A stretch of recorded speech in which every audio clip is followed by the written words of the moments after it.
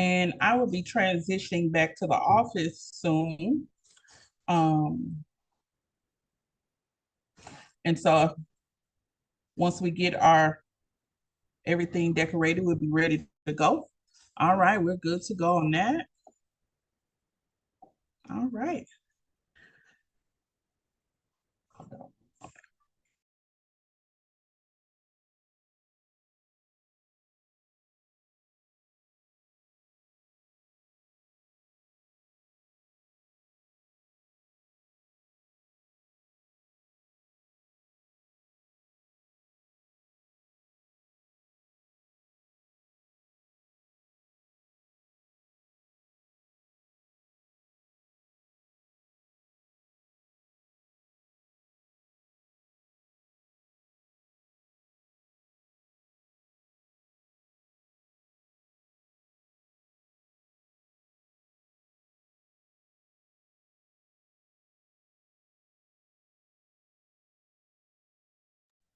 All right. So before we start our class, we're going to do an icebreaker. All right. An icebreaker helps break the tone of the class. And because I do a lot of virtual classes, I didn't know I had over 170 live stream classes on YouTube.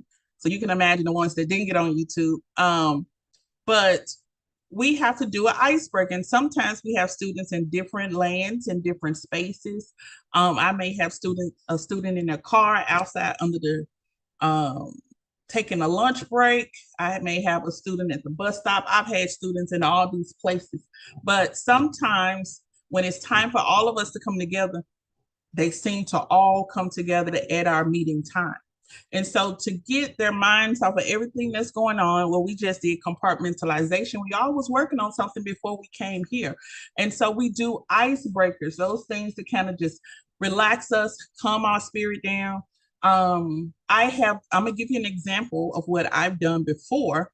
And I used to have day classes, and then you can give me ideas of what you think if it was a night class. So I used to have a morning class.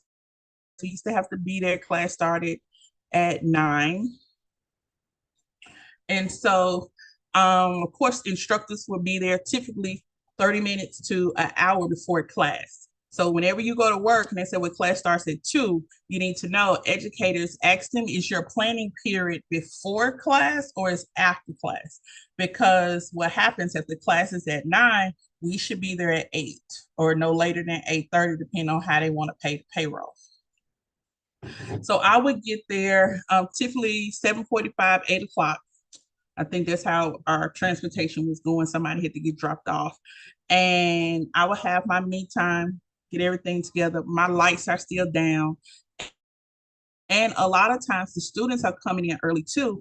They are not ready for a full-blown class. If they're coming in asking, can I come sit in class till class start? This is 8:30. So I would have the lights down. I would have some calm, relaxing music. It may be instrumental, or if a lot of students were coming in and I was playing some gospel, I would switch the music, you know. Um, and the music does not take away from my faith. I know who I am, but I also know that we have to meet everybody where they are. And when God gives me an opportunity, a private opportunity, a space between me and that student, we could relate.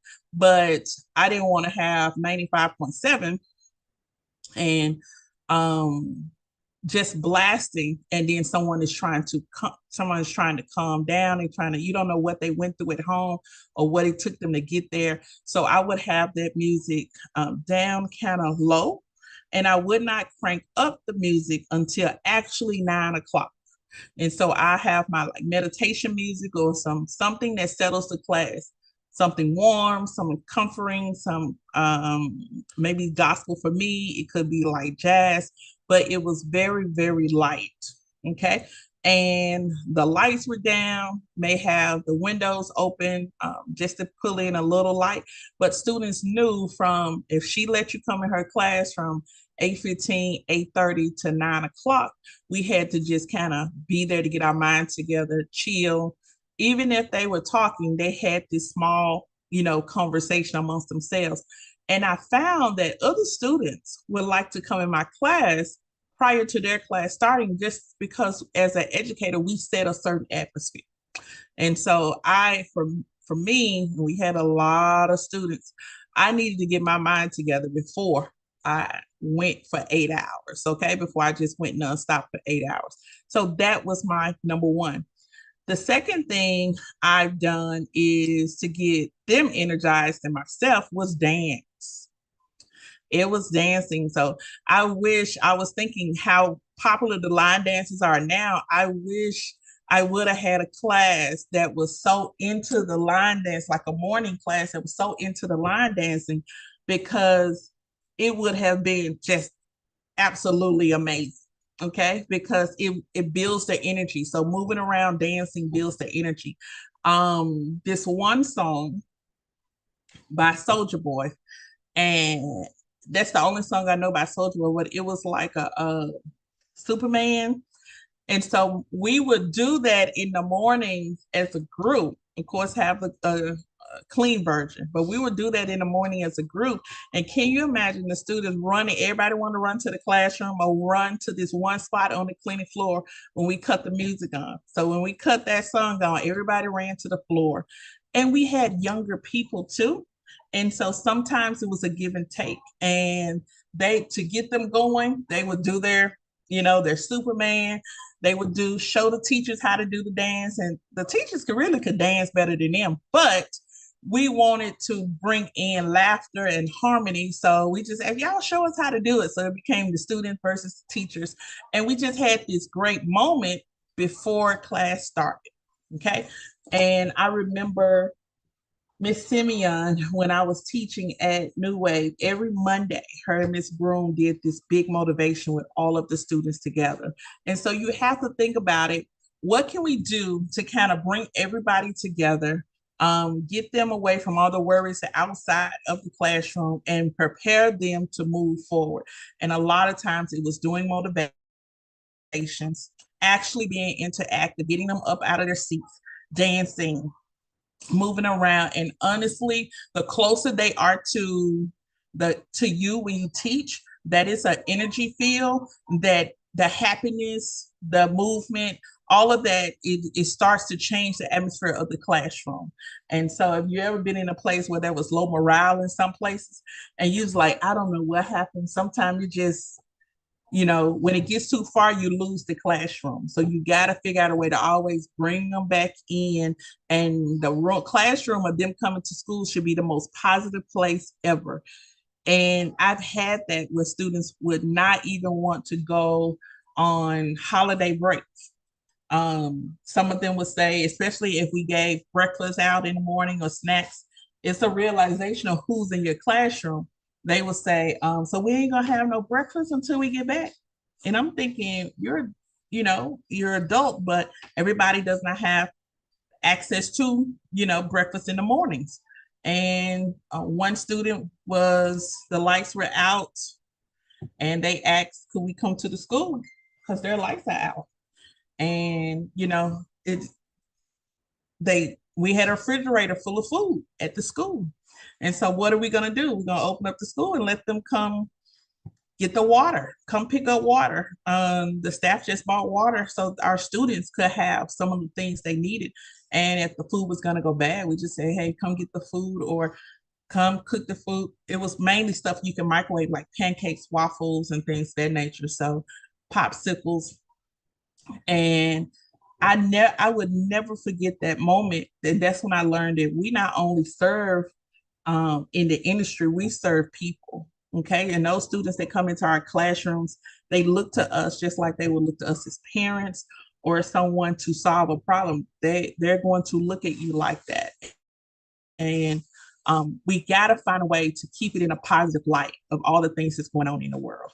So my icebreaker, that was a small talk, but we already did a motivation. The icebreaker today is going to be, sometimes I may ask the students, what do they have in their purse or their wallet that they can pull out? But I'm going to give you a toothpick, and I'm going to give you, get my timer. I'm gonna give you my timer, and I'm gonna give you 60 seconds to make a list of things you can do with a toothpick. And time starts now. Just make a list, and 60 seconds, I'm gonna stop. That jacket on. Oh, man.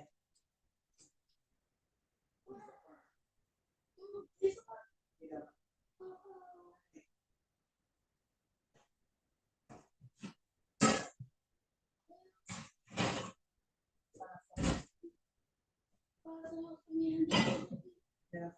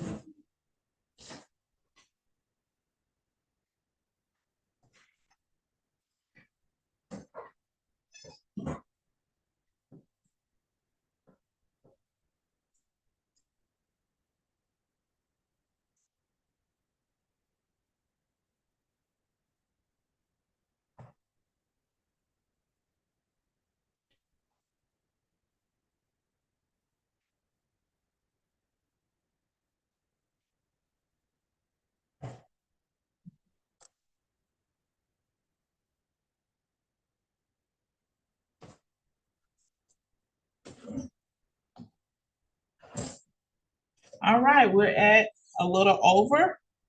How many did you get, Miss Erica? How many did you get, Miss Hill? Just Four. one toothpick. One toothpick. Things you can do with one toothpick. Okay, I got 1, 2, 3, 5, 6. Ooh, that's Okay. good. Hold on, you got 6. What do you got, Miss Hill? I have 4. 4? Okay. So this is how the game goes. Usually I would give the students, I will split them up into groups. Okay. If we have rows, um, row 1, row 2, row 3, something of that nature. I would give them 3 minutes. They have to work together as a group. Usually they come up with like 20 things they could do with a toothpick, but it's not the one who has the most. If you have the same thing, we have to cross it out on both teams. All right. So let's go with who had 6. I do. Okay, you do. So go ahead and name your 6, and then Miss Hill, if you hear any of yours, you have to cross it out. Everybody has to cross it out. So I'm ready for your 6, Miss Edwards. Okay, don't laugh. I said clean my nails, Uh-huh. pick my teeth, Okay. break it into small pieces, scratch my scalp, Uh-huh. make dots with nail polish, Okay. and put fruit on it. Okay. That's exactly the reaction we would get from students. All right. And so, Miss Hill, did you get any of those? Yes, I had those 4. 4 out of the ones she had. Okay. So do you have any left over after those 4? No, ma'am. All right. So Erica won. Woo-hoo. Because after all of them were left over, the one that has, you had 2 originals that no one else said. So that team wins, and you figure out what you want to give that team. I'm going to send you ladies one of my clappers. And so it's like classroom clappers. And so for playing the game today. So you just figure out something. You may even give the students 5 minutes of phone time. Oh, that's a lot. You didn't have to trade nothing, buy anything, but you gave your students 5 minutes of phone time. And that phone time, you know what that phone time means? That is they itching to scroll, take a picture, do whatever, but you get 5 minutes of phone time. Um, and so that's good. That was an icebreaker. You got people moving, you got their brains going, and they got them thinking, like, really, I could do that. And so I've had students to say cake decoration, ornament for hair, all kind of stuff, fix a watch, clean the bottom of my shoe, all kinds of stuff. And when you think about it, you're like, hey, okay, yeah, I could do that. But good job, Miss Ellis. You won today. Hey. The toothpick game, toothpick. Okay. So let's prepare to share the screen. I want to I have two classes on Monday, guys. Two classes, they're Zoom classes on Monday. One is at 3 o'clock Central Standard Time, and one is at 6 Central Standard Time. Okay. So what time do we meet on Mondays? 5:30? 5:30, yeah. Okay. So I'm doing a class, but you guys are gonna just flow in and join me in that class at 6 o'clock. And then most of the time when I'm doing an event or have a class, my students get to participate mostly free of charge. Okay.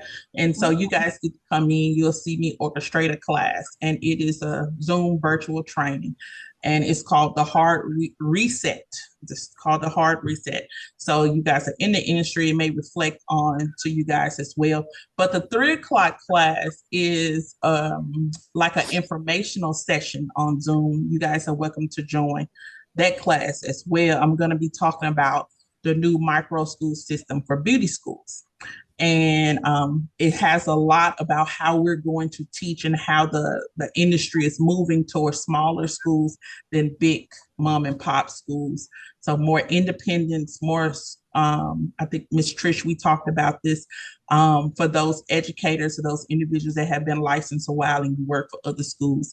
It's time, I believe it's time to put something in your hands so you can have your own school. So that's what micro schools are all about, is starting small. And then if you want to grow, you can, but taking the opportunity to say, hey, I got something that I think I want to give this group of people. It'll be a great beginning. I have something more to give the industry. And so that's putting micro schools in the hands of educators, barbers, and staffs.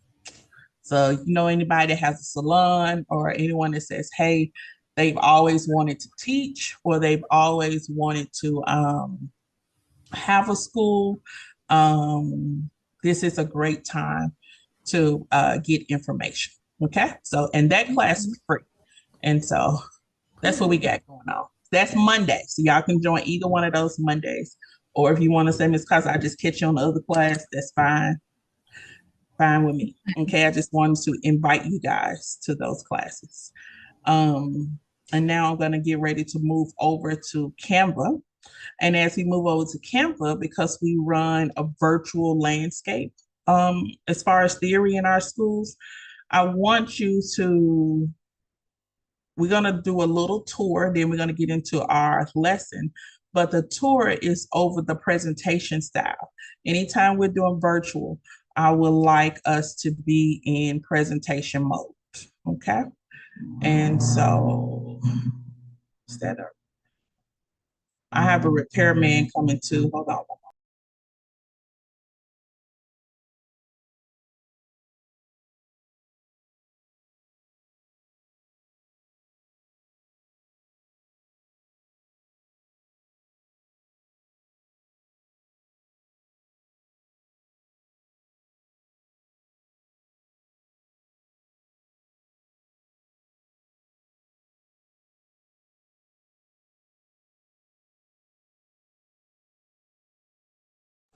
All right, we got to do some anointing on the appliances.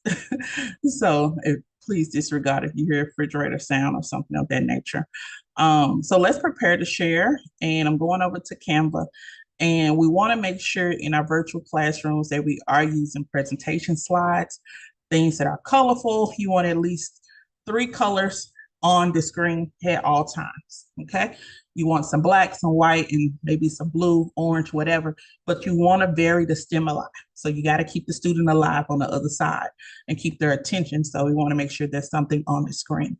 So at this point of the class, you could have had your cameras open. You can ask your students to do that. I don't mind students not having cameras open, because we're getting ready to move to the presentation. The presentation is going to cover the whole screen, but I do require them to be very interactive. If I call their name or if we happen to do a roll call and they don't answer, they get docked. Okay, they get clocked out and they have to leave the Zoom. And at one point, the Zooms were set up where you could not re-enter. Okay, and so we've had issues with that too.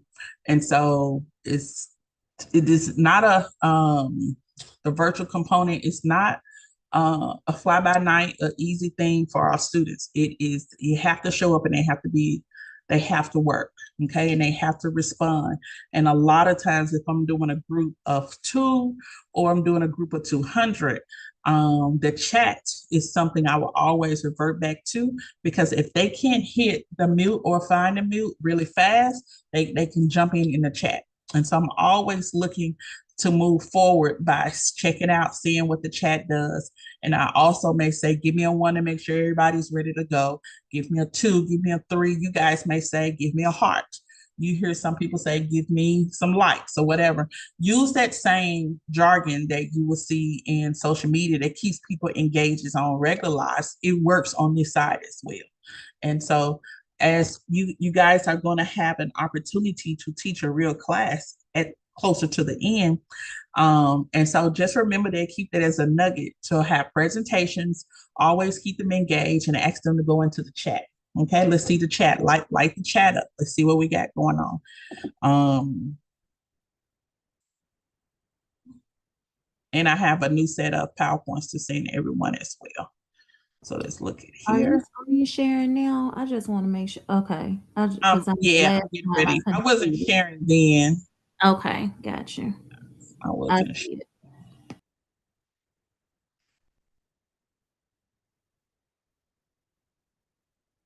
Okay.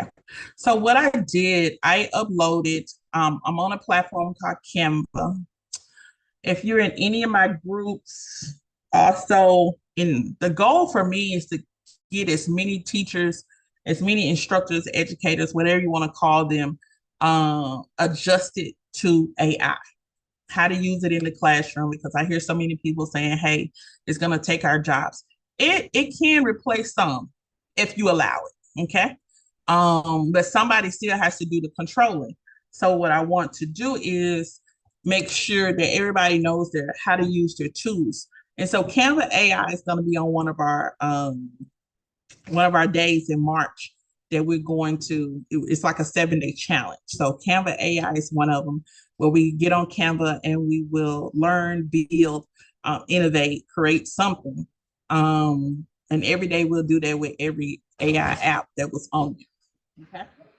Also, what I have just done here, so I uploaded the chapter 9. Okay. And I have Canva Pro because we have a team, but also where it says here in this right upper corner, it says present full screen.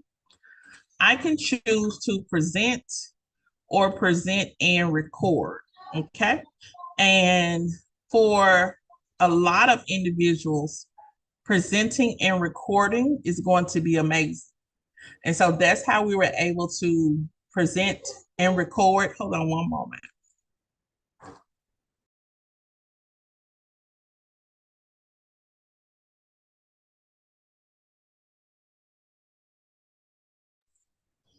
Okay.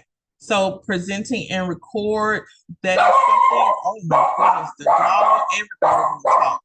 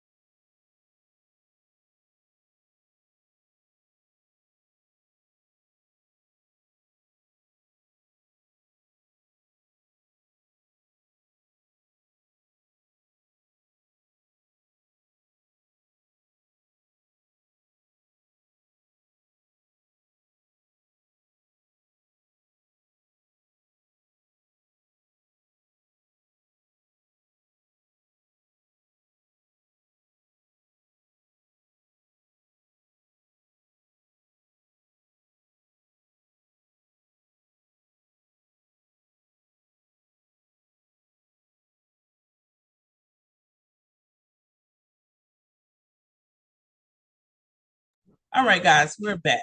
Let me get my family straight. So now as we move into this part of Canva, you'll see there's presentation options. You can present full screen, no recording, or you'll have a presenter view. This is where the slide is large for everybody else, but then you can see what's the next slide available as well. And then you can have present and record. This is one reason why I have the hard reset, because present and record do, go into the chat. Give me one thing. I think I may have asked this before. Give me a skill from the time you were born to now, a skill that you do really well. Put it in the chat for me. And then we have autoplay. And the autoplay will play this presentation, just continuously play the presentation. But we want to record and talk over this presentation. So I'm gonna put present and record, okay? But go into the chat, give me a skill that you do really well.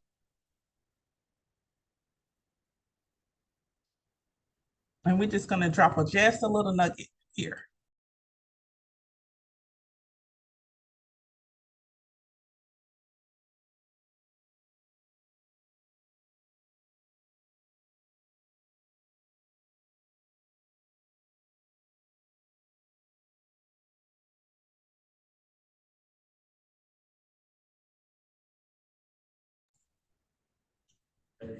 Interior design.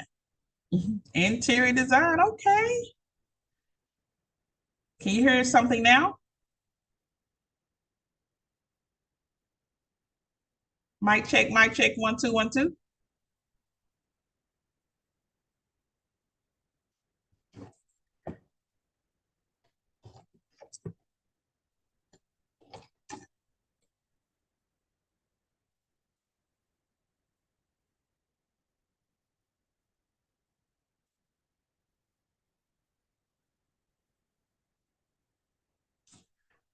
Miss Erica, do you know how to fold a fitted sheet? I mean, my way. That's all that The right way, but yeah, I can fold a fitted sheet. I don't Okay. like it, but I was going to share an experience with you. I was in a public speaking class a couple of years ago, maybe about 7, 8 years ago. And our objective, we had to write a speech about something we knew how to do, but we had to show people how to do it. This young lady in my class, she brought a fitted sheet. And she said she does this really well. She's a homemaker. She does this really well. And she showed everybody how to fold a fitted sheet. Now, after we left class, I don't know how to fold it anymore. But in the class, everybody was so, enthused because, hey, how we didn't know how to fold a fitted sheet? Mine was just turn and then I just roll it up, to just start rolling up. And she said, my husband didn't know that I was making money off of this fitted sheet. We said, okay, what happened? In her speech, she told us that she found that there were other women, homemakers, men too, who did not know how to properly clean or just had difficulty cleaning or new moms, new wives. And she was showing them how to fold fitted sheets. She had a subscription on YouTube for $2. And she would put her videos on YouTube. And she was making $100,000 a year just off of her videos of showing people how to fold fitted sheets. And people were just watching her videos. And YouTube at that time was paying a lot of money. But her husband was surprised when he found out she was making $100,000. wow. She was making $100,000. That's why I asked when you said interior design, because education is not going anywhere, and it doesn't matter what you teach. So interior design, I would find the top 10 or the basics. Go with the basics. Put it into a presentation. This is just a little nugget. And then hit record, present and record. It's going to have a link. You can take that link and go to I'm doing a presentation now. This is synthesis. You can go to synthesis, upload your presentation, and bam. Once you upload the presentation, it will have someone literally build someone to talk like they're teaching this presentation. You can take this and put it in another AI platform and build an app. Okay. And then you can take this, build a course. It's already a course once you upload the presentation, and you can sell it. How many people that don't know how to put their living room together, their kitchen together, know anything about colors and pillows and fabrics? You have just created another form of income. All right. And so that's why I asked, what do you already know how to do? And many individuals say, well, teaching jobs are going to be replaced with AI. No, it needs that you have the opportunity to control what you do. So yes, build your presentations. And once I build this presentation, time is the biggest commodity, right? And so once I build this, we only build it one time and then we put it over onto the side. And once we upload it, somebody in China, Brazil, Antarctica, wherever they at, they can download it. They can purchase it and download. Okay, at the end of the night, they can do that. So you regain your time. So that's one thing I always want to share with educators. There's always a skill that you have that you can reproduce, and once you're able to reproduce it, do it that one time, it'll continue to duplicate itself and you continue to make money. But that's what I wanted to ask. So the virtual trainings can move to these screens.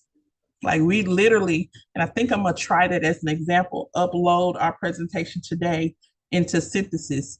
And you get to pick the character, pick the voice, pick the clothing, and bam, now you have a virtual teacher.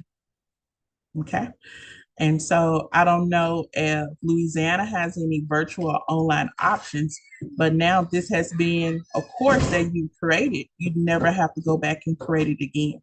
And you just continue to get residual income off of. So I just wanted to share that with you guys, and just a sneak peek. Most of the time that's doing one of our coaching sessions, but that's something you guys could do now, since fashion, interior design is your thing. I'm literally gonna need some notes. Can you hear us now, Ms. Hill? I was stalling a little bit till you got back. Yes, I can hear y'all. And awesome. Did you hear when I said what our skills were?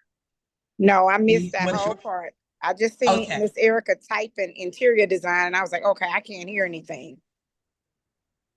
Okay. So I asked what was something you can do right now. And I probably have asked that before, but I'm gonna continue to ask, like from birth to now, something you're really, really good at.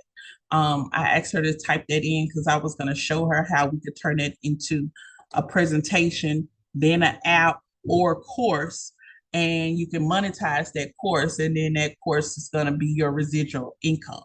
So it doesn't even matter. One thing we've learned since the pandemic, education is not going anywhere and technology is not going anywhere. And it's just evolving, it's getting bigger. So I want you to get your license and teach, whether it's in the classroom or right here on the computer, but also I want you to get your bag as well.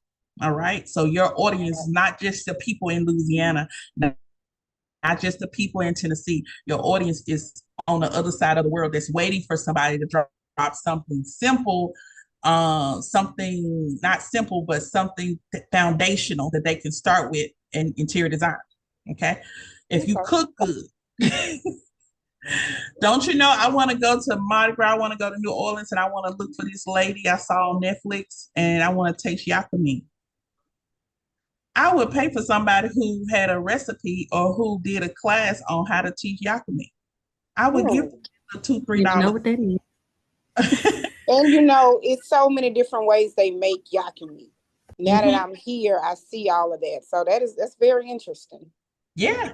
And she said that it was their staple of income, and And from the video before she passed away, she had a pretty good life off of selling yakami, which for me, I saw it as a Miss Erica, a cup of noodles with like meat, pork meat and stuff like that, and vegetables. And and I look at it as a soup. I think it has like an Asian feel to it. And a lot of people look at it as, okay, I've been drinking. I know when we get through drinking, we're gonna have to eat up some yakami so we don't be hungover. So um, I saw that special and I said, I gotta find somebody who knows how to cook Louisiana style. I need to find a channel because I would pay for those subscriptions. And that's just somebody looking for a hobby. Can you imagine somebody who first house, first apartment, a real estate agent, needing to have some interior design concepts. And they can always go to your page, they can go to your group, or they can download your presentation or download your app. And all of these cost you less than nothing almost. And you charge every time that they download it, you know? So that's something to always think about. And I'm on the builder side of business and AI, so that's where I thrive. So think about that, interior designer. Okay, what you got, Miss Hill? What's your focus? What's something right now you say, okay, we finna record and we finna make some money out of. For me, it'd be dealing with salon, how to run a salon. If their salon is in trouble, I'm like that Tabitha. You remember the lady that used to do the salon stuff to come and save the day?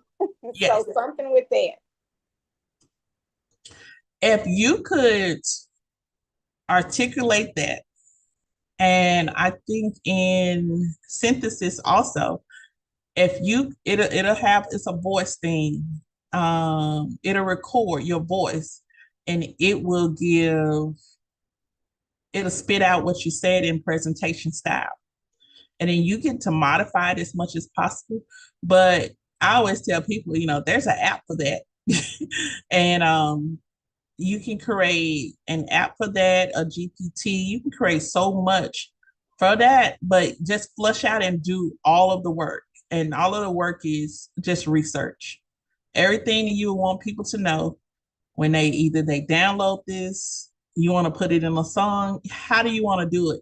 But at the end of the day, that is somebody. I know schools that need that. We have over 140 schools in our historical Black Beauty School group. I know schools that need that. And we're not even talking about the non-African American schools, the non-Black schools that I'm associated with. There are schools that literally need that auditing. And I would call it it's like a part of an audit.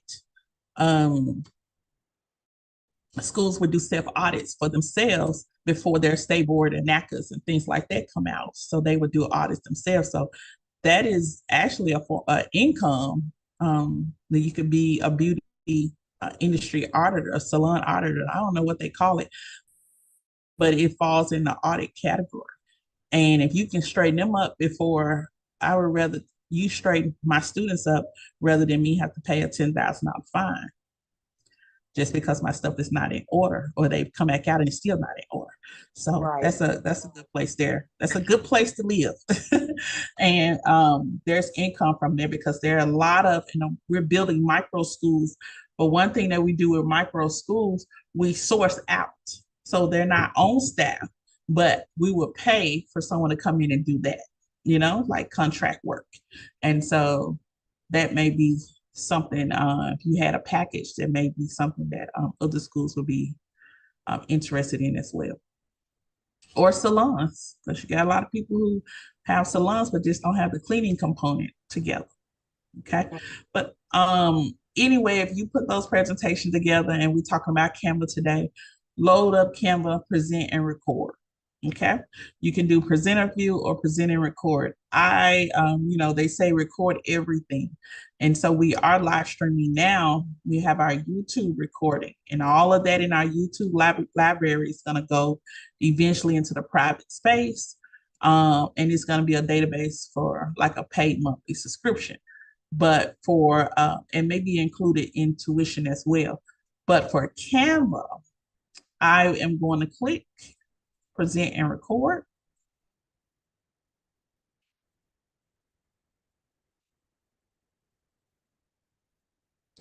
We're going to go to the recording studio.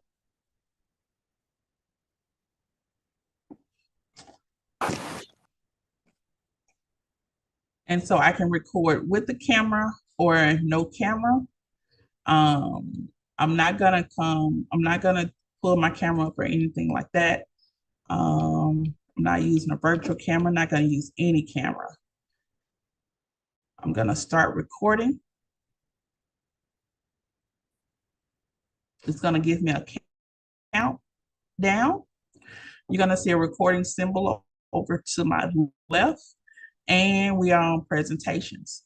And so to end recording and pause, those numbers are here, and you also have a timer. So however you wanted to present, especially in a virtual space, an online space, we gotta please make sure that we have our presentations in place. So that was our intro today to our Master Educator training. Now we're going into our subject presentation, Basic Teaching Skills for Career Education Instructors, Chapter 9, Achieving Learner Results. You guys, this will represent as lecture.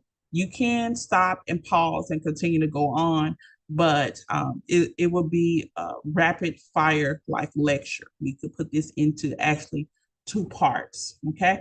Look at our critical concept for today, and the objective is achieving learner results, which means they need to be able to give me what I taught. Okay, they need to be able to give me what I've taught, which simply means if I did anything, they should be able to tell me what they learned for the day. That's it. Okay, that's where we're coming from. It says master educators impact learners more by what they do and who they are than by what they say. All right, looking at our performance goals, we're going to list major life activities. And so sometimes a part of teaching is to reveal a little bit about who you are. You want to actually seem approachable. We're going to be in the classroom. Tennessee says we can't have more than 21 students in the classroom per one instructor. You guys will be considered junior instructors. So you will multiply 21 times 3 people.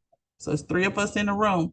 We could have 63 people on this Zoom, or 63 people inside our classroom or at our school at one time, because each one of us could take 21 students. Okay.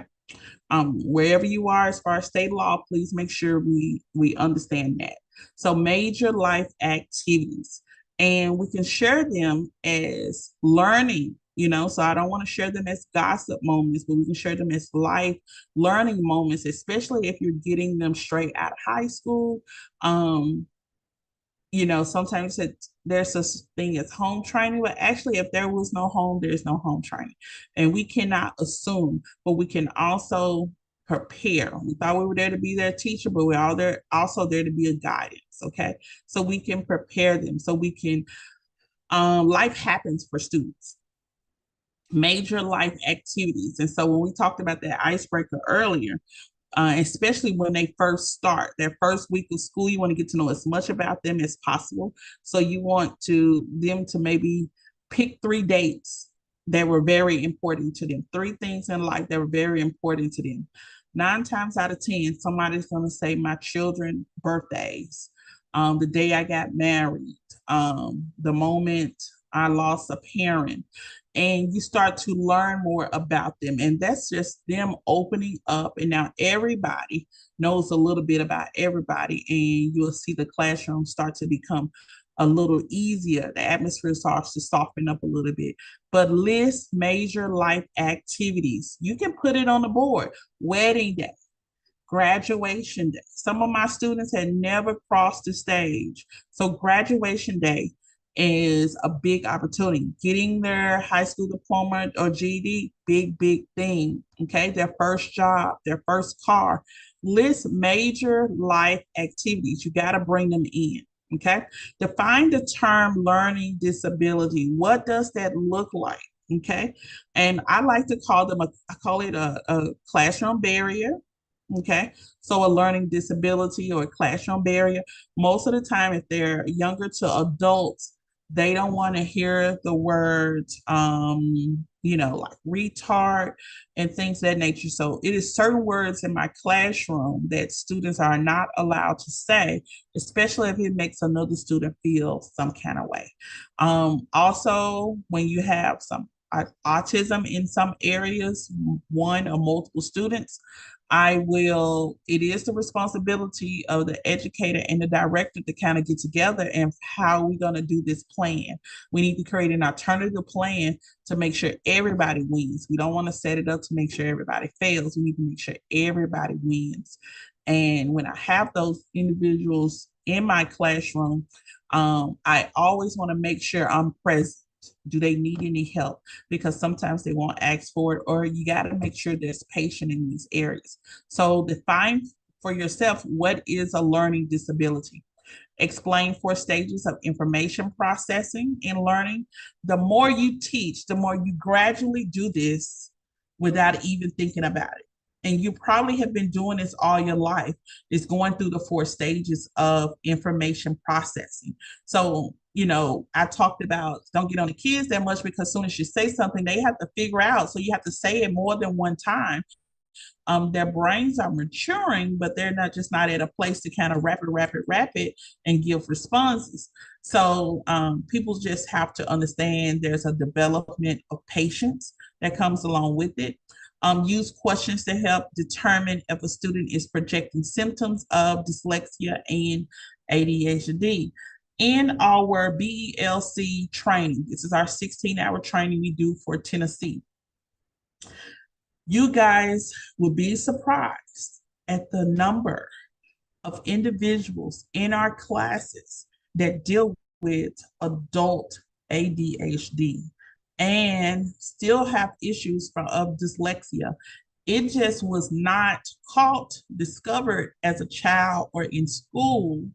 And I'm one of them. Okay. I was not able to deal with it until I was an adult. Now they would say, "Oh, you're so smart. You did this." Many times, guys, I made 401 club, and I would sit there and think, how the heck did I do that? I don't even remember. You can't even tell me. I don't know what plus that and minus that and if I squared this, I don't even know what that means. But I would have those moments, and how I would get good grades is because I knew something was different and I had to study hard. Okay. And by me studying harder, it just showed off in my notes and my tests and things of that nature. But if I would have did the minimum what everybody else was doing, I would have been fell back behind so many times. Okay. And so we have to also discover and look for the symptoms of dyslexia and ADHD. A lot of times, words and letters, when you have them go to the board, they're mixed in front of each other. Students that don't want to read, or they read and they move words from the back of the sentence to the front of the sentence, or when they write, their vowels are not in place and they switch them around. So many things, so many things. And we have to make sure those students know it's okay. Okay. Because sometimes students can be bullied for that as well. But one thing about it, I think I may agitate or bring out adult ADHD in some people, because in the morning time, I'm going to have my chocolate. I'm going to have a big bowl of chocolate and candy to get my day started. And if you have seen kids that get candy, think about the adults when they get candy at 7, 8:30 in the morning. They be ready to roll. I say that kids do the same thing. You have to do what you got to do to get them going. So I have that sugar there, and sometimes I have coffee, and baby bringing a whole thing of donuts. I know, but I got to get them together for the class. But to get them going, they got to. And then by the time they get home, they don't come all the way down.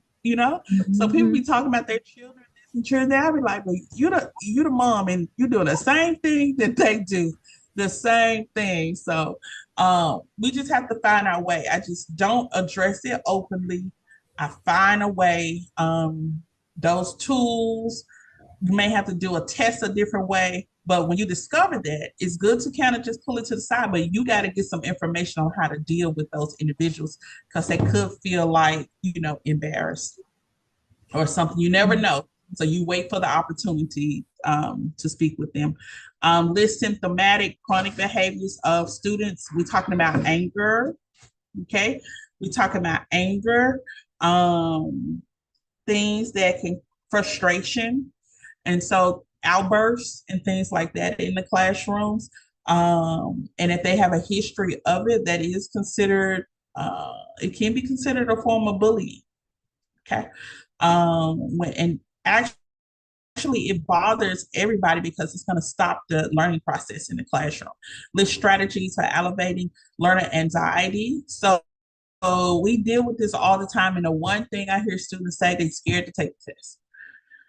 And I asked them, where did that come from? I've always been scared to take tests. So test anxiety. So not only do you have to teach them, and you got to make sure they're ready for state board, but I got to do the same thing with y'all. I got to really dive in and see how y'all learn, be there right with you in the trenches to help you study.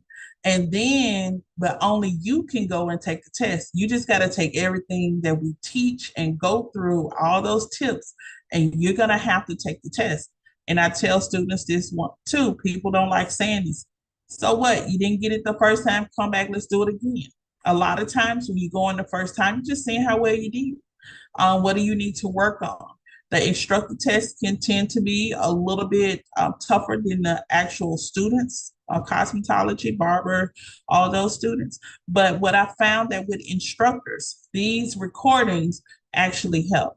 Okay, I've had Miss Patty, I might bring her on. She said that these recordings help. You just play them from the YouTube in a car, and going over the chapters but terms, and then actually check in questions and things of that nature, going over the objectives, that really helps. Okay. A couple of studying tools too, as well as learning how to read a question, the STEM, the connectors, and things of that nature.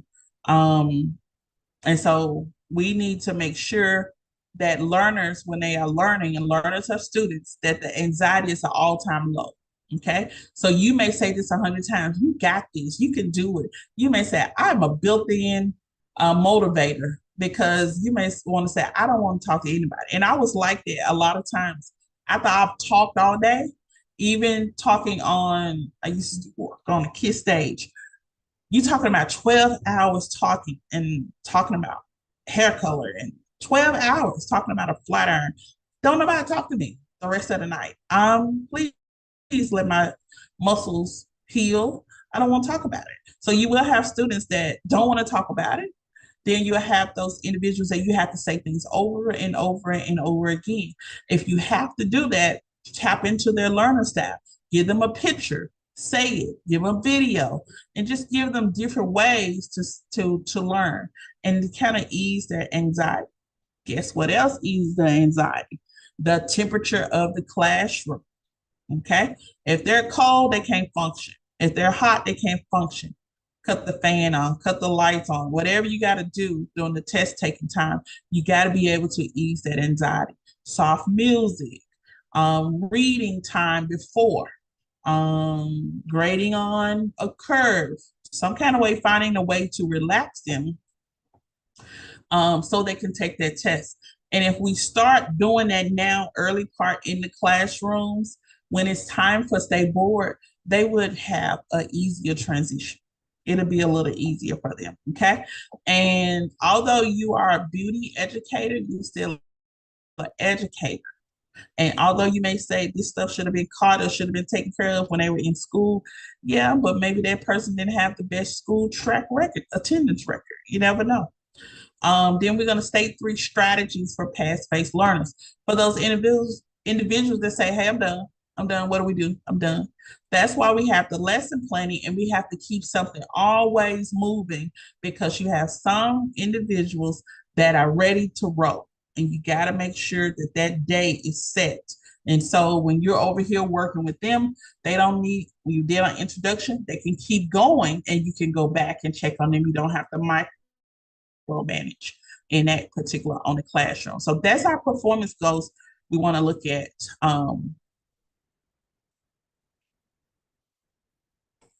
And then when you look at the master educator, recognize signs of learning disorders, disabilities, which means you may have to do some research outside of your classroom if your school is not providing information about disorders and disabilities. Okay.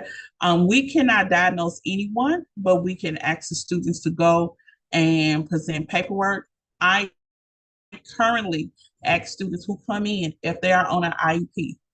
I asked them not to expire. Don't let it expire because you need it to go into. If you're on one in high school, you're gonna need one in trade school because PSI, the testing facility, they will take an updated IEP and give a person accommodations to take their exam.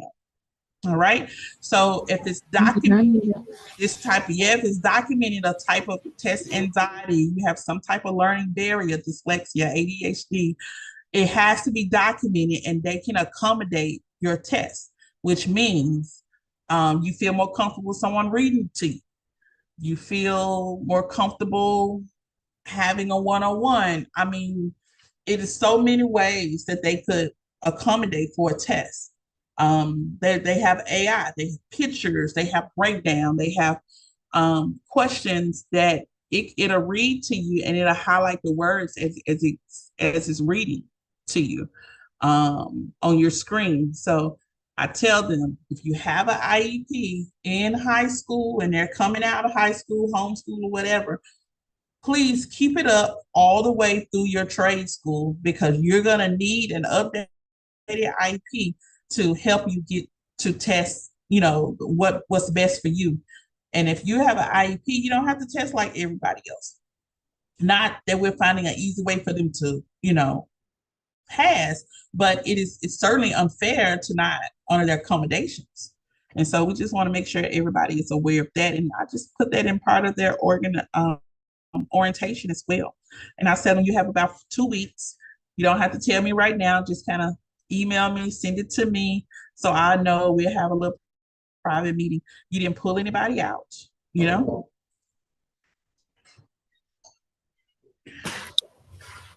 Let's look at Title III of the Americans with Disabilities Act. This is something you have to know, especially if you're going to be at a school that gets government assistance, which means a school that gets monies and they offer financial aid. Students get loans to attend that school. NACAS and the Department of Education is a stickler about the Americans with Disabilities Act, okay? Adopted in 1990, prohibits discrimination against people with disabilities, similar to protection under Civil Rights Act of 1964. We don't know what that act is. Everything has to be fair. And over 50 million Americans, just 18% of the population, are protected under ADA. So can you imagine? That's just real numbers. We're living with people with disabilities all around, so their education, even in trade, should be accommodatable. Okay, we have disability parking, handicap parking. We have schools that have the students in wheelchairs. You got to make sure you put a ramp up. You just can't have an upstairs. You got to have a way to get your student up to that place. And so it's a lot of accommodations that can be done. And we are not allowed to, can't turn anybody away. Can't turn anyone who qualifies to be in the program, in the school program, we cannot turn them away, especially if they're getting financial funding. Who is considered disabled? And there's a lot of individuals who are considered disabled who do not fit the picture of what you think disabled should look like. So as an educator, even if we think disabled is someone physically who has a ailment issue, that is not so. You have a lot of individuals that have mental issues or have issues that are not present. They lie dormant, okay? And so, well, they said, don't judge a book by its cover. And so who is considered disabled? One who has a physical or mental impairment that substantially limits one or more major life activities. And when you talk about life activities, When you put them on the board, walking down the aisle, okay, running, major activities, being able to fend for themselves, fix their own food, clean their own selves. Those are major life issues that have that fall under a disability. Okay, has a record of such as impairment, even sight. Okay, is regarded as having such an impairment. So they actually know that this is an issue. We can, and you have to be very, very careful, very, very careful, and be sensitive to this because this could cost you your job. Okay, so we have to be very careful and that we know who we're dealing with, what are some of their issues. Here's another list of major life activities: caring for self, performing manual tasks, walking, seeing, hearing, speaking, breathing, learning, and working. So you have any of these issues going on, major life activities with students, we need to be able to recognize them, okay? Recognize them. We can physically ask a student, what's your disability? So, make sure we don't do that. So that's why we need to see the symptoms and then we'll find a place to move forward. Examples of conditions covered: orthopedic, visual, speech, hearing impairments, okay? Cerebral palsy, epilepsy. And let me say about epilepsy, we've had a student like that, but what we've had to have was code words and have a bell on the student. So when she was working, we'll hear the bell as she stumbled over and fell, and she'll work closely with like one or two other students. We just got really lucky that she was a really nice person, and then we had a group of some student supporters that was say, hey, we'll watch out for her. And she just kind of hung with them. And then when she ever fell over or had a seizure or something, somebody was always there while she was at school. And of course, her family took care of her when she was gone. And then even with the mental, emotional illness, and it even says mental retardation, but that's not a term that you want to use because it's very offensive. And even barriers with specific learning disabilities, dyslexic, ADHD, and you look at HIV, tuberculosis, drug addiction, alcoholism as examples of conditions covered. I've had students who were alcoholics, and guys, I had to teach them. They came in every day. I had to teach them, and it became an issue when my issue was not with their disability. My issue was that they were falling asleep in class, not doing the work. Had a student who was a drug addict, and her parents paid the school. This is a school I used to work at. Paid the school full tuition on the first day of school. You're talking almost $21,000. And of course, my issue came in when I would report that this student was going to sleep in class, they were not doing their work. Well, her mom already paid for her tuition, so just put her in the back. I didn't like that at all. But as a teacher, I'm not supposed to show a favoritism. But if it was an issue in the classroom, that was the only issue I could address. I couldn't really address the drug addiction. And so after a while, you will have to require paperwork and things like that. It would have to build a paperwork trial that this student will have to go into a rehab because they were just having so many issues here at the school. So I faced a lot of it. I've been through drug classes to recognize when people in our classrooms are have a lot of things going on. So you're gonna have to get well equipped, okay? Individuals that publicly let us know that they are HIV positive, they fall under this as well. So we have to make sure that we are not in an offensive mode. Nothing changes with the way that we teach, but we just have to make sure this happens. These conditions could be with any student. And so we have to make sure that we don't treat them as opposite. Conditions not covered. And I don't know why this is even here. It's not a disability if they're homosexual. It's not a disability if they're bisexual. And it's not a disability of individuals currently using illegal drugs. Okay. So I told them, I said, so the young lady was a drug addict. That's covered. But what's not covered is illegal drugs. They say she can't use it at school. I said, okay, I'm done. I don't know what else to do. I felt like I was pressed up against the wall. Okay. So those things are not covered. It should not be a class to discuss anyone's sexual preference. And so as a professional, you have to find a way to deal with it because it's a more, the world is changing, the world is evolving. You're going to have different type of people in your classroom, as well as it does not interrupt the class. I don't care what their preference is. Do not interrupt the flow of the class. Okay. So these are not under the Disability Act. If the drug addict or the alcoholic was drinking and doing the drugs at the school, then it would be grounds for exposure. Okay. But since we know that they deal with that and they're not at school, we just have to make sure, just keep an eye out, and we can't deny them training. What do you got to do? Objectively, we have to remove the barriers. You have to think, how do we remove these barriers that causes them to, it prevents them from learning? We need to furnish auxiliary aids. We already know what our aids are. Our auxiliary aids, the squeezy balls, the connectors, the matches, the anything that's alternative that's going to help them learn. We're going to go on Amazon and we're going to order it. Okay, so those are auxiliary aids. And then we're going to modify policies, practices, and procedures. So it's some things that we've been doing, we got to modify. So now that we have this student here, what are we going to do? And you have to eliminate unnecessary eligibility standards. And so people with disabilities say, I can't do that. I can't reach that. Why is that there? We'll have to always have an alternative.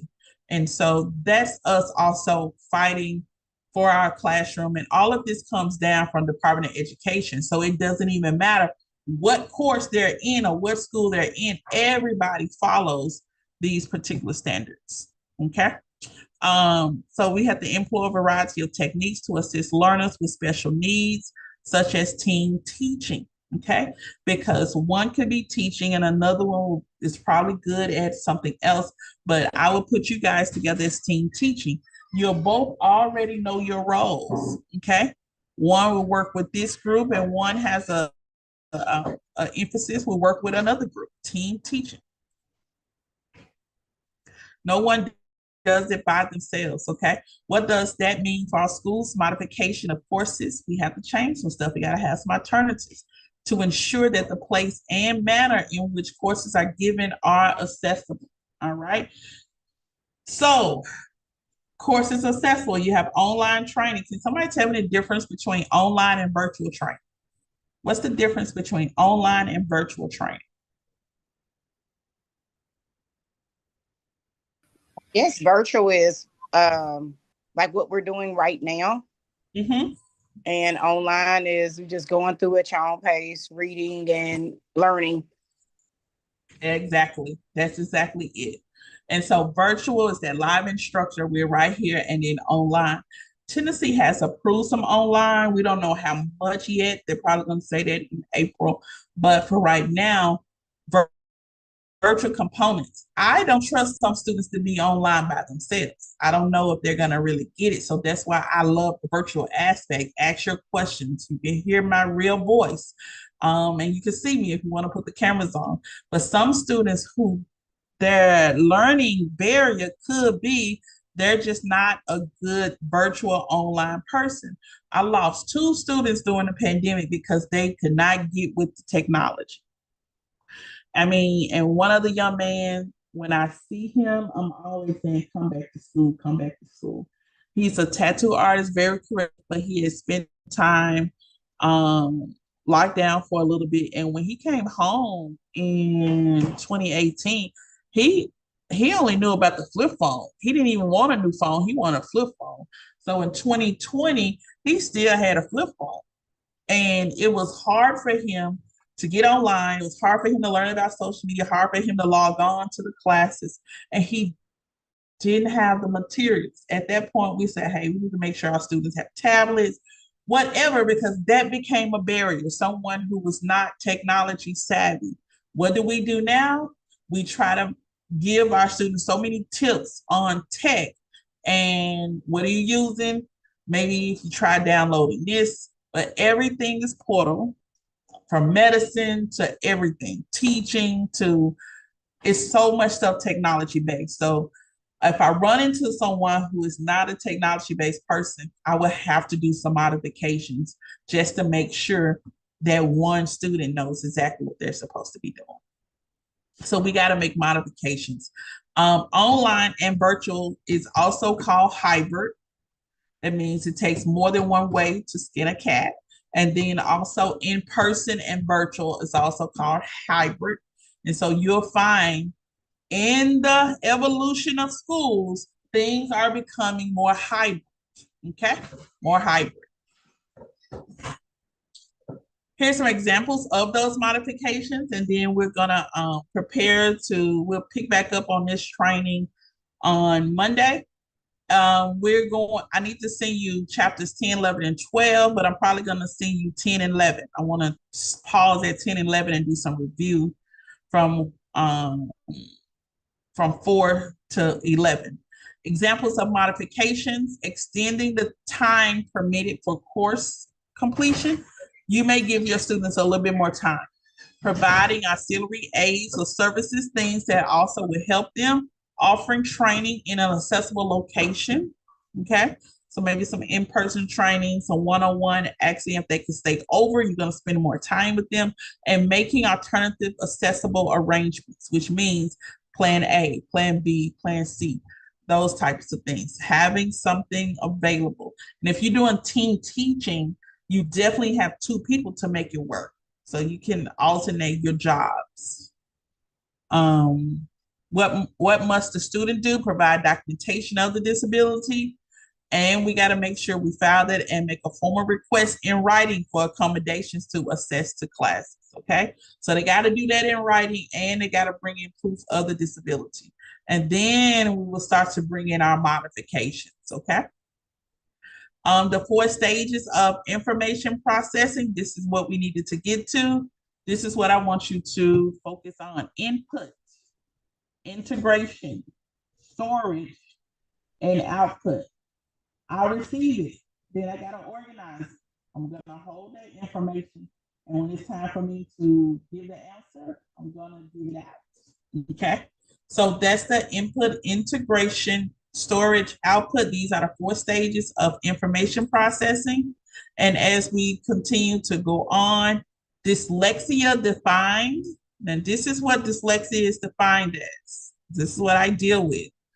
Not as bad as I used to, but a specific learning disability that is an impairment in the brain's ability to translate written images received from the eyes into meaningful language, which means a lot of times you when you're writing, you just misrepresent, put your letters in the wrong place, okay?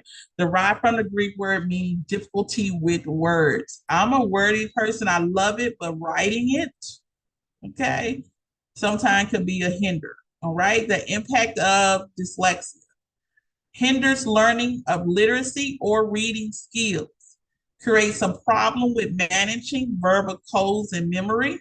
I literally need to be quiet, be still, and focus to retrieve information.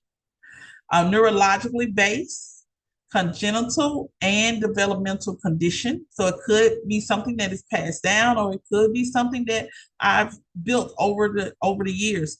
Occurs at an intellectual level, okay? And a lot of times, have anyone ever seen, not a lot of times, but we just say this, that was evidence of dyslexia right there. Have anyone ever seen the movie A Beautiful Mind? A Beautiful Mind, okay? I haven't. You haven't, okay. A Beautiful Mind is about this guy, works at MIT, great with numbers, like a number genius. But he also in life kind of broke down in life. And these two kind of collided. And so his breakdown, his mental breakdown, um, it was just all about numbers. Okay. And so he would make these imaginary problems and put them on the board, and these very difficult math problems, and he would just continue to challenge himself to get solve it. And so he would have numbers from the top of the ceiling down to the bottom of the floor. And this is how they noticed that it was a break, but he was a very intellectual person, and he had a break at that particular area, which means sometimes, and I'm talking to you ladies too, you could be the smartest person in the room, but sometimes the smartest person in the room needs to take a mental break. You need to take a mental break. Today, for my first class, I'm gonna be real transparent with you. I left that first class. I sat on the couch and I put a timer on. And I said, I just want to meditate, clear my mind, reestablish. I just wanted to reset, and it just took me a little minute. Nothing was wrong, but I knew I needed to. I had a lot of information going through my brain, so I just needed to reset for a minute. Also, when I haven't been in the air in a minute, when I haven't flown anywhere, that's an issue. Memphis is my base, but I try to do something every month, or go somewhere at least every quarter. And it's not for all the time business or learning purposes. I just need to get to another atmosphere so I can push out some things that are in my mind. I need to push it out. So a lot of people try to have handles on it where they don't break. Okay. So a lot of times you have to find your place, especially if you're teachers. And I'm saying this because I train a lot of teachers. And when we brought this subject, this training in the last 2 years, you can even see this on YouTube in some of the trainings. This is the subject that really brought them to the surface, because no one has ever talked about the issues that the educator has that makes it difficult for them to teach. And no one, you have that person where it said no one ever checks in on the strong person. That's how it is with educators. And so sometimes we have to, if we're having all of this information, planning and getting all this stuff together, and we still get work management, home management, we need to learn how to take a break, because we can start to travel over into other places. And it says it occurs at any intellectual level. So it doesn't matter whether you are the smartest person, it takes a little bit, but 9 times out of 10, when you just have a whole heavy load and you got a lot going on, you need to pause for a reset. And remember, it's developmental condition. This can be untrained. Okay, it can be untrained. So sometimes we just need to reset, realign, and then go back in with a clear mind, clear vision. And as an educator, school owner, business owner, we have to do that sometimes. So it's okay to say, hey, I want to take a break. A friend of mine owns a restaurant. She took the whole month of December off. The whole month of December off. And people thought that she lost her mind, but I knew exactly what she was doing. She was saving her life, her mental. She's a wonderful cook, but she needed, sometimes a week vacation is not enough. I was in Cancun one time and talking to a couple, and they saying they were going back home to friends, and they were on holiday and they've been on vacation for 30 days. I said, how can I get like them? I literally still think I need to get like them, because weak is not gonna do it. Okay. So people need to take their breaks. Symptoms of dyslexia when it comes to students: read slowly with inaccuracies, they flip the words, has difficulty filling in forms, it's a little bit too much. And this may even be a training, when we have the business chapter or job readiness, We have to have them do the resume. When they can't get it together, that's a red flag. So I would take a moment in class to go over a resume and go over filling out an application. You'll probably be the first one to ever help them do that. Okay. So has difficulty filling in forms, shy, holds back in discussion because they really do not want to seem like they don't have it together, avoids reading and writing. Okay. And spells incorrectly. Even though it's right there, they may spell something incorrectly. Don't allow anyone to laugh at them. Don't brush it off easily and laugh at it yourself because now they can't even trust the teacher. So make sure that we come in with some encouragement. Oh, that's okay. Let's go on and move. Especially if you're getting to a word and you know that person it does not know how to pronounce their word. Sometimes I jump in, okay, or I say, "Oh, that's that word we don't know how to pronounce. Don't worry about it. Skip over that. We'll look it up later." And so it pauses the embarrassment, so there's no embarrassment for the student. Struggles with open-ended questions. Work slowly has poor memory skills. So in testing and test taking, you can incorporate memory skills. And so you may have to do a little research, memory skills with my mom, puzzles, Sudoku, anything with numbers. I asked her to do her signature, solve this problem. I'm just trying to make sure that her memory skills stays where they are. So you can do that as little challenges too. And I like to do knowledge tree. Just say you're doing like roller setting and you have half inch, 1 inch, inch and a half, or on base, half base, off base, whatever, just memory stuff. Tell them, get by the man, can somebody show me an on base roll? All right, show me a spiral roller. And so, like we hadn't had this in a while, but you're doing like a memory practical assessment. You're just really building their memory skills. So those little things are fun, but they don't even know that they're having, they're having these little trainings that help build their memory skills. So you can do this with numbers, words, and sometimes I just throw out a word, hair color, and it's called hair color dump. Run to the board. Everything you know about hair color, dump it. Or stand up. Give me 5 things you know about hair color. You got 10 seconds. Boom, boom, boom, boom. And so a lot of times those are things that are fun, challenging, getting them excited, and it retrieves information that you have already taught. But keep puzzles, even for the cosmetology students, keep puzzles and numbers is going to help bring things back. Other symptoms, inadequate vocabulary. Sometimes the only thing they know is how to curse. Okay. So when that comes to issue, you have to also address that.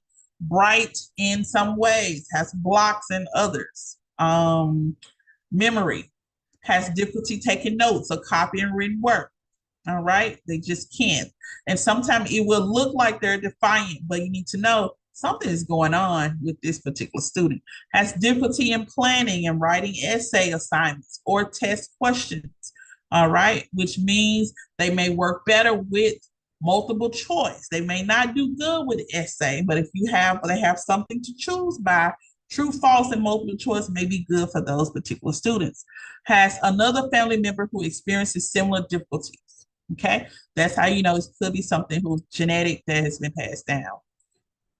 And it said congenital, so they could have got it from the mom. Okay, if dyslexia is suspected, do you make mistakes writing checks? And this could be a essay or a test that you give them in the beginning in orientation, okay? Because you're just trying to see what's going on. Do you mix up phone numbers? Is your spelling poor? Do you mix up dates and times? Do you find forms difficult and confusing? Do you have difficulty taking phone messages? And do you transpose numbers? Which means you saw 59, is it a 95? Do you write 95? Or you saw 95, do you write 59? And that's something that was very evident that I was doing as well. Okay. And to this right now, my memory, like I don't remember people that went to high school with me. I've been out of high school since 98. I've never really been good with names. I need to see faces. Okay, so when people say, "Do you remember?" I be like, honestly, it was an era. I don't remember Jack. You know, um, and so that's kind of where I am now. Anything from, and I have students from like 20 years ago and say, "You were my teacher." And I was like, I understand, but you're going to have to give me something to remember you, because when you have taught thousands of people, it doesn't come back, And then after a while, I may see them on social media. I say, "Oh, now I remember. Now I remember." Um, and so that happens sometimes with a lot of people. And so I want you guys to continue the chapter 9. We're at 44 minutes and 43 seconds. Let's give me a takeaway before we close. Give me one takeaway, each of you, before we close this chapter, this particular slide out, because we got some more slides, yeah. But give me one takeaway. I would say compassion, just being compassionate about, students that have different types of learning disabilities. Okay, great, great.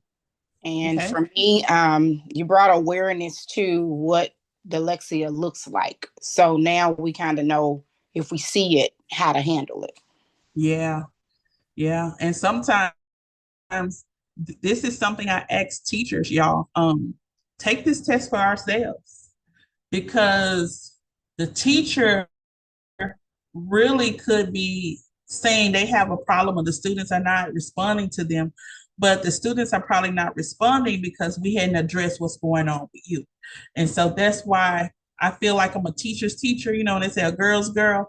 I'm like, let's figure out how we learn, what our issues are. So when it's time for us to do our job, we're addressing, we're making sure we're good on our end, because if everybody got an issue, I know we're not going to have any closure. So yes, and it does bring compassion. You get to see these things. I start looking through family members, things that you have seen. I start looking at yourself, and you're like, man, no one really addressed that. That was kind of, but people can only do as far as their knowledge takes them, So you got to get out there and you got to keep it moving. And that is just, so we have a few more things. We'll just go from here. I do have a aesthetics class that comes in at 6. Um, and she is pretty much like a record. We don't really get a whole lot out of it. It's an accelerated class, so I am doing a full lecture in that class, and I may answer questions lastly. But yeah, this is something to look at. I just wanted to let me end this recording, and I'm going to pick up on this slide and come back and try to finish it in that recording. And remember, no matter what direction you choose to go in teaching, you have so many tools accessible to you. I told you I have a friend that has a school. I'm in a different city, but I'm going to be teaching them virtually. So they'll be in class with their computers, and then I will be from home or my home base at my school on my computer. And at the end of the day, a lot of times we did not explore creative things because we thought we had to do things traditionally. But no way do I do things traditionally, because it's always an opportunity people learn different. I'm just convinced that people learn just like me. There are other people just like me. So that different works for them. Not always cookie cutter. We get the job done at the end. It may not be the way that you wanted it done, but it get done at the end. Okay.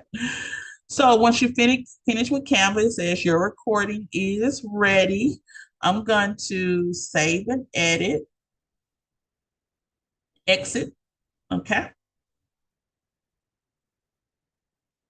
And that recording is ready whenever I need it. So we just knocked out 2 things. Okay. And also